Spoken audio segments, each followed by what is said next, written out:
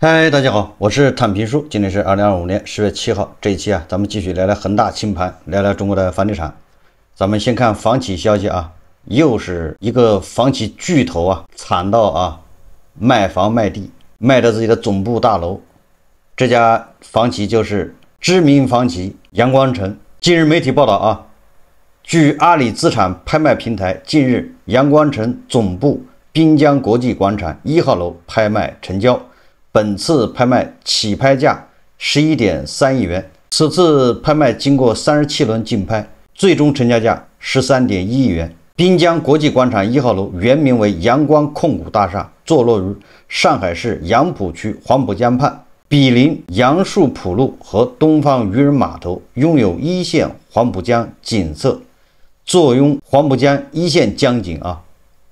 这个成交价仅为首次起拍价的6成，此前曾4次流拍。相较于首次起拍价啊，滨江国际广场1号楼此次的拍卖成交价仅为当初的6成。据悉，滨江国际广场1号楼此前曾拍卖过4次。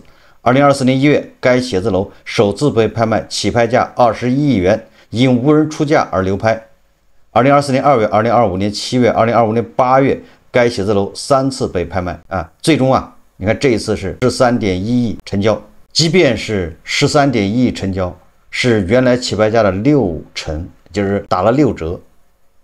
但是啊，我觉得阳光城应该感到庆幸，因为它这个写字楼啊，是坐拥黄浦江一线江景，是在上海核心区。但凡你要换个地方，你恐怕就卖不掉啊，这不是打多少折的问题啊。阳光城大家知道吧？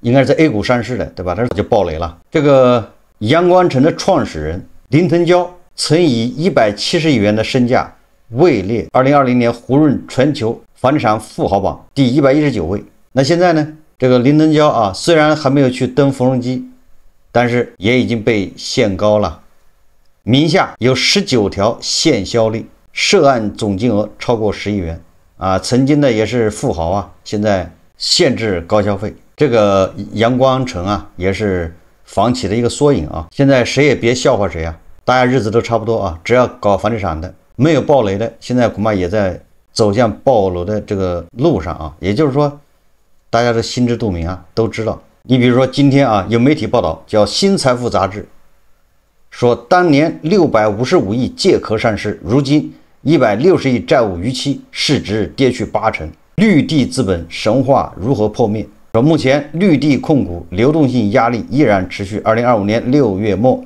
其有息负债约2311亿元，货币资金仅217亿元，半年财务费用37亿元，已出现160亿元的债务逾期。就是绿地也已经暴雷好几年了啊。多元化业务协同存在难度，其基建业务收入近年虽占营业收入50%左右，但毛利率仅为3%到5%，对利润贡献有限。尚需大量垫资，可能拖累现金流。你说一垫资，那不就更完蛋吗？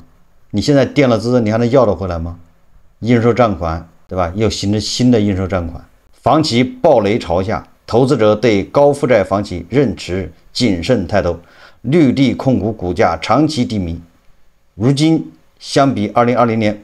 不只是腰斩，实际上啊，这些上市房企啊，这个假以时日啊，都应该退市。他们的结局啊，就是退市。这个国庆节啊，好像没有迎来金九银十啊，而且很明显啊，这个国庆节在网上找这个房地产的新闻都很难找到。往年国庆节好歹还有中介，还有媒体啊，一顿乱吹啊，尬吹啊，今年吹的都少了啊，不能说没有。你比如说这个财联社。他昨天有篇报道叫“金九楼市回暖，百强房企9月操盘销售额破2500亿，72家业绩环比上涨。”这是财联社啊，也属于尬吹啊。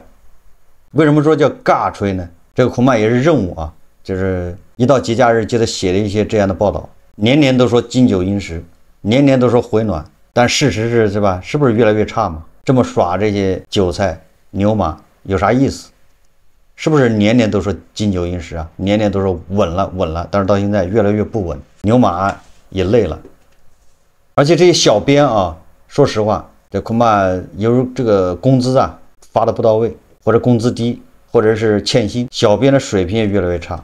72家业绩环比上涨，也就是9月比8月涨了。理论上每一年的9月都比8月要多那么一点，这就是金九银十的由来啊！你前面都说了金九银十，然后完了说啊9月份比8月份环比上涨，这就叫脱裤子放屁啊，对吧？这个工资待遇差，也招不到好小编呢。一般的啊，8月份是楼市的一个淡季，传统都是这样，然后才出现金九银十，9月份小幅上涨一下，10月份呢？国庆节理论上啊，很多人就有了大把时间啊，他就去看房，他就决定去买房，所以这个10月份呢，这数据会更好看一点。那这都是过去。实际上我看了一下，有这个媒体报道啊，中介啊，叫国庆长假各地二手房成交量，他这个恐怕是哪个头部这个中介，他拿今年的国庆节和去年的国庆节比，重点城市啊。这个下跌都是50%以上，就成交啊，二手房成交量啊。深圳是2024年是1936套，那今年才460套，下跌76%。那杭州是下跌61%啊，广州下跌54%，符合咱们判断的啊。这个进入10月份、11月份、12月份，楼市恐怕是一个加速状态，加速下滑呀。这里说的还是成交量啊，不是价格。我们以上海为例吧，这个上海啊，统计局给出的数字，它是新房价格它是一直在上涨的。国内所有的城市里面，这个上海是唯一的啊，新房价格一直在涨。原因大家也知道啊，主要它那个30万一平的豪宅啊，这个8000万一套的都是秒光，导致这些数字啊，这个你也不能说它失真，就导致数字跟实际情况就不能反映实际情况。实际情况是什么呢？我今天看到一个这个视频啊。是上海闵行区一个老破小，短短的4年时间，居然跌掉一半，这个确实这个超出我的想象啊！我认为上海城区啊、市区里面这4年跌掉一半的也不容易啊！大家看视频啊。像我那个东风小区48个平方现在能卖多少钱？48个平方，刚才跟你讲了吗？也就120。120。120左右吧，就不要那么推。就不要看，当然它挂呢，反正可能挂130多。你里面装修怎么样？装修精装修。精装修的话呢，你可以稍微漂一点，因为精装修的现在哈会有很多，如果不喜欢装修，后面你保养的比较好。兄弟们扛不住了呀，骑个电动车，出来卖房子。我的这个老破小，上个月问中介还能卖到140万，现在。刚刚我到链家里面问中介，只能卖到120万了。这1个月的时间啊，这什么情况呀？这是疯了吧？我是21年买的48个平方的老破小，当时买进价240，现在120，一半没了。唉。咋办呀？怎么办呀？怎么办呀？4年时间直接腰斩，这个人都傻了。就很多人呢，心理上啊无法接受自己的房子有一天可能跌没了，尽管这一定会在大面积发生。房价下跌可能还是小事，失去居住功能才是最要命的。那有网友就说了啊，这哥们傻是吧？当初一看苗头不对，你把房子卖了，减少损失，租房住，这个理论上是成立的啊。就是说你恒大暴雷的时候啊，你把你的住房给卖掉，那套房子，然后你现在再去买，你不仅把你的房子买回来，你可能还手上又多了，对吧？几百万、100万、200万，甚至300万都有可能啊。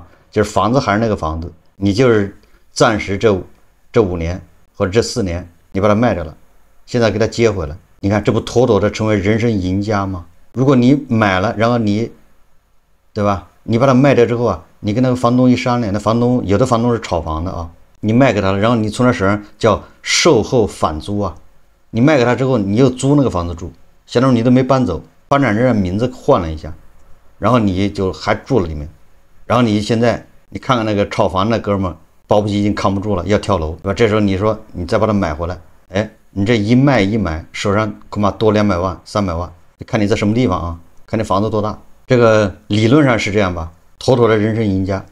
但实际上呢，也有悲惨的故事，怕房价下跌，卖了唯一住房，但结局似乎更惨了。大家再看个视频啊。我刚才接了朋友一个电话，他们在闹离婚，我就问了一下情况，他拉着我聊了2个多小时，把我的嗓子都说冒烟了。这几年不是楼市下跌吗？她老公担心房子越来越亏，就想把北京的唯一自住房卖掉，等房市稳了再买回来。我这个朋友当初是极力反对的，但是拗不过她老公，也担心自己阻拦呢，导致亏得更多，成了她日后的把柄。所以啊，他们前2年也就不情不愿的卖了。其实他们当初说好了的，说最终剩下的钱要存在银行，不到万不得已是绝对不能动的。结果才短不到2年，剩下的几百万已经被他们2口子因为各种各样的原因亏得什么都不剩了。她老公一部分加盟了一个知名品牌做实体生意，一部分进了大 A， 这2个就不用说了，全都贡献了。而我这个朋友呢，去年因为看到她老公那边这样的一个情况，就想做那种短期拆借的金融项目，收点高息回血，投资了据说某个特别靠谱的资金盘，大几十万吧，现在也已经悬吊在那儿了，就等着丧钟落锤。就这样300多万不显山不漏水的就被糟蹋完了。我身边因为这2年房价下跌，把唯一自住房都卖掉的人啊，已经出现好几个把卖房款亏得干干净净的。不管当初想的有多好，一旦现金落袋，命运的齿轮就开始转动。因为能这么做的人，他都是很在意盈亏比的，他觉得钱不生钱就是赔钱，一旦着急，动作就开始变形，而这种变形是最容易把人一步步推到深坑里的。卖掉唯一住房本身就已经把家庭从相对稳定推向了动荡不安，后面再叠加那些贪婪、恐慌、盲目，那基本就是一条不归路。房子在咱们老百姓的生活逻辑里啊，它不只是砖瓦和面积，它代表的是一种安全感，是你和家人抵御外界不确定性的底仓。尤其是唯一住房，它不是投资标的，而是心理防空洞，是人生的缓冲区。一旦你把它变成现金，你就会发现啊，人性里边对那种收益的执念，对亏损的恐惧，以及对机会的幻想，那些看似不起眼的弱点啊，就会在现实里无限放大。钱存在银行里理论上是安全的啊，但它只要把资金变成了数字，你就没有感觉了，你就觉得那不是钱了，你会忍不住的去动它。而人一旦有了大笔的现金，他就会生出一种可以掌控局面的幻觉。而对我们绝大多数的普通人来说啊，市场就是洪水猛兽，什么创业、股市、资金盘，没有一样是你能靠点子小聪明、稳操胜券拿到结果的。先避险再抄底，听起来曾经是多么英明理性的决策，对吗？其实啊，这个是非常危险的，因为它混淆了基础保障和投资风险。房子跌一点，你只是账面是亏了，但你和家人依旧有住处，该上班上班，该上学上学，生活秩序不变，可以一心去搞钱，在别处咱们补这个亏空。可你一旦卖掉变成现金，那家庭的整个基调就变了，因为钱的管理一定会导致夫妻关系紧张，信任感消失，甚至走向离婚。这对夫妻现在就是如此啊，互相指责，恶语相向，都认为是对方的错误导致如今的局面，感情那伤的是一点都没了。那有人说了，这属于极端案例，也有就是存着钱不动不乱投资的。好，我这儿啊还有另外一个真实的故事。哦对，那按说这个情况也持续了1-2年了，说为什么现在就已经到了不可挽回，要达到死本的程度了呢？是因为近期股市不是回调了吗？她老公说要跟她一起做贷款为大 A， 说这是唯一夺回阵地的机会，她死活不肯呢，所以就成这样了，真是疯了。这个女博主说的是发生在北京的事情，我想这件事情肯定有啊，这个就是猜对了开头，却猜不中结局啊，猜对了一半，对吧？他卖房子是对的，好不容易赌中了，很可惜啊，后面是这叫一手好牌全打烂。俗话说啊，命里有时终须有，命里无时莫强求啊，对吧？这也是咱们一直说的啊，你把钱焊死在工行，坚决不投资，坚决不加盟，坚决不干这个不干那个，就是死死的放在工行，对吧？任他怎么吹，任股市怎么涨，他涨他的，你就是不上当。但是有多少人能做得到呢？赌中了开头，但是结局却更惨。咱们一直说啊，如果你钱够，对吧？你没房子，然后你又是刚需房，我觉得对吧？价格差不多你就可以买了。为什么呢？实际上跟这个讲的故事是一模一样，就是怕你那个钱放在银行守不住，对吧？你说你能守得住，那你保不齐对吧？你同学七大姑八大姨要给你借钱呢，你一借完了，你不仅钱没了，你还害了别人，因为这个时候你就是你是帮别人加仓啊，对吧？你就相当于现在帮普京加仓，你不是害他吗？他打不赢，你还帮他加仓，只能是越陷越深。如果你不帮他加仓，他说不定他不会输得这么惨。你既钱没了，完了你还害了别人，得罪了别人。哎，你说我坚决不借，谁说也没用。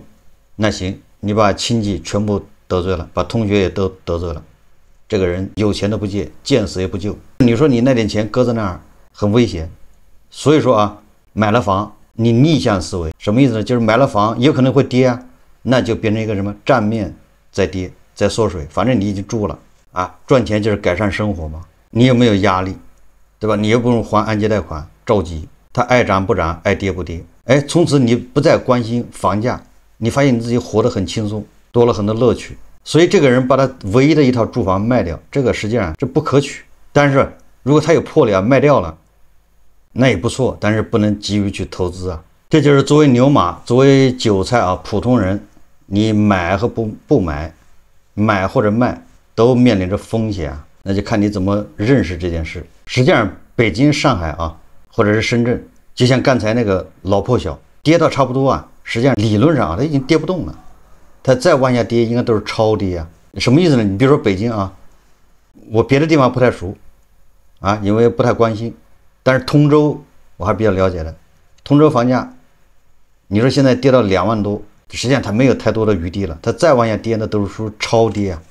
就是那种情绪啊，大家懒得买，不是说不跌了啊。他现在比如说你2万5，你买二手房，对吧？你可能都能买到不错的，相对满意的，但不代表2万5它就不跌了，它可能还要跌。但是我认为2万5啊，那恐怕往下都属于超跌啊，对吧？你还得看在什么地方，什么城市。所以说到这个地步，如果你住的是个老破小啊，房价也不贵，2万多3万，这没必要卖了，再卖说不定就卖飞了，对吧？影响你一辈子。或者你卖了之后，你那个现金又被你自己整飞了，那更惨。我认为要跌的是什么地方呢？我认为要跌的，你比如说啊，杭州、成都这些所谓的这新一线城市，他们有很多房子，比如说啊，他现在有的炒到6万、7万1平米的，对吧？比如成都啊，还有4万1平米的，我认为这些都虚高啊，他们有补跌的需求。再比如北京、上海那些所谓的学区房，对吧？顶着还10来万1平米的。我认为这个也是虚高，哎，很有可能要补跌。所以说，要想买这样的房子的人得小心，有可能你是接那最后一棒的，你接完了它就该跌了。比如说啊，通州的房子卖5万1平米，那你就得小心了，对吧？这你是不是买的现在还有点贵，到时候它可能跌到4万，这完全有可能啊。你能不能扛得住，对吧？要跌到3万，你是不是还能扛得住？总之啊，这个11啊，好像各个地方售楼处啊，没有人头攒动啊，就没有那种人山人海，大家不知道在干啥呢？大家也可能是都在白嫖各种景点啊，也没打算去这个售楼处啊凑热闹，踏踏实实迎接啊这个很多地方补跌吧啊，该来的总要来。最后我们再看一看这个中国房地产报，这是住建部啊下面的这个御用媒体啊。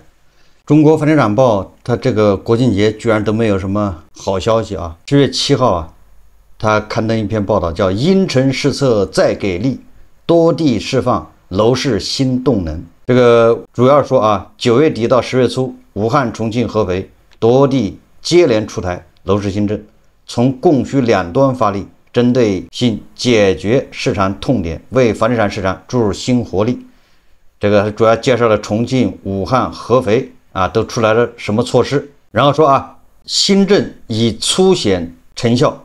参考全国趋势，9月限购松绑后，重点城市新房成交显著回升，深圳等城市日均成交增幅超30%。这个挺有意思啊。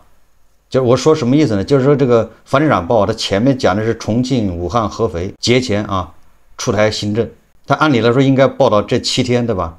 国庆节假期啊，这3个地方人山人海，哎，都跑去买房或者看房。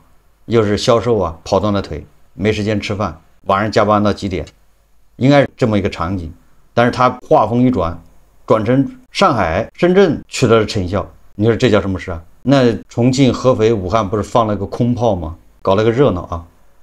也就是说，作为喉舌，中国房地产报想找点好消息报一下，找来找去没找着，最后又北京、上海、深圳拿出来说事，就说明真的是啊，这个国庆假期啊，不是一般的惨，而是特别惨。这个报道的最后啊，他说，中指研究院相关负责人表示，整体来看，第3季度政策方向更加聚焦，通过公积金与补贴政策精细化刺激需求，同时通过创新手段加速存量出清，叠加后续政策支持预期，房地产市场有望继续保持止跌回稳态势。所以我只能说啊，这个11假期啊，对炒房客来说可以说是个惨淡的假期啊，没有任何生气，没有任何指望，看不到任何希望，不知道还有没有勇气啊坚持下去啊。